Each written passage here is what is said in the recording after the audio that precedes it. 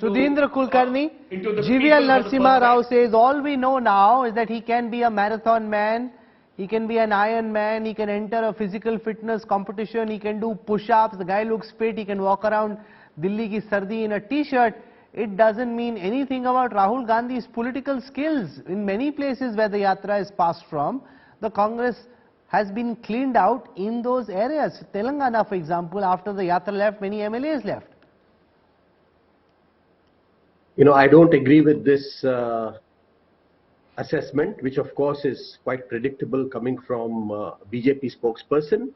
But there are lots of people who are looking at the Bharat Jodo Yatra as an exercise in image makeover, rebranding, relaunching Rahul Gandhi, etc. These are terms from the business world where PR people are engaged, hired, but these terms are totally inappropriate and useless, irrelevant in understanding what Rahul Gandhi is attempting to do.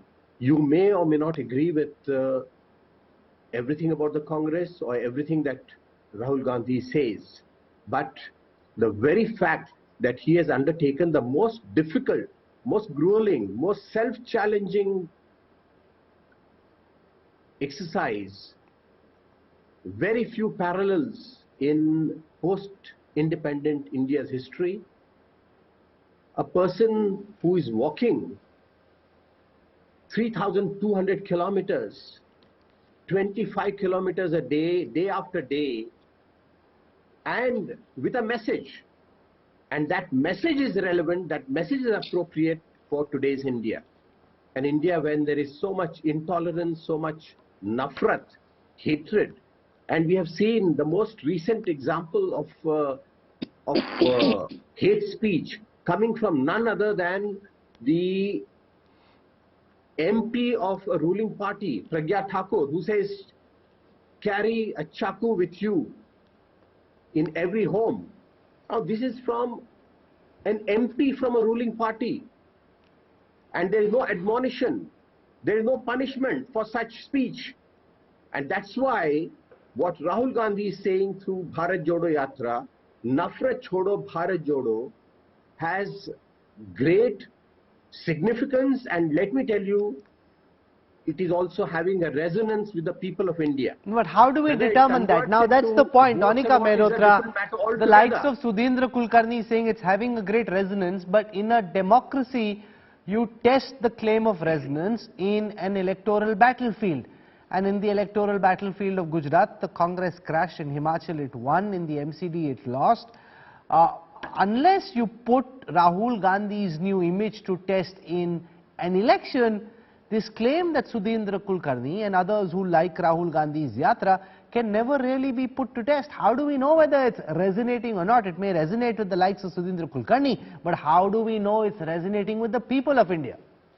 See, Rahulji, at the very onset, it was very, very clearly said that today when country is reeling under the huge pressure of unemployment, inflation, hate speeches, you name it, and we are boggling down under this pressure, it was a time when we had to go out in the street and connect with the people. That was the need of the hour, and that's precisely what the yatra is doing. Yes, you are right, there has to be a connect between electoral victory to this yatra, right? But we've always said its repercussion, its impact, the ripple effect, you'll be seeing it sustainably accordingly, because it has just come up.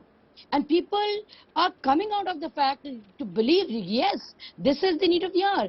Earlier, they were camouflaged, they were, kind of impression was given that this is the new India and this is where you're going to get all the best things and, Naya Bharat and all that. But that didn't happen. People realized that it was just an eyewash and the ground realities were far away from it. And hence this yatra is going to have an effect soon when you see in the elections. You see, everything you can't have, क्या कहते हैं, हथेली में सरसों नहीं उगा सकते आप ना सर.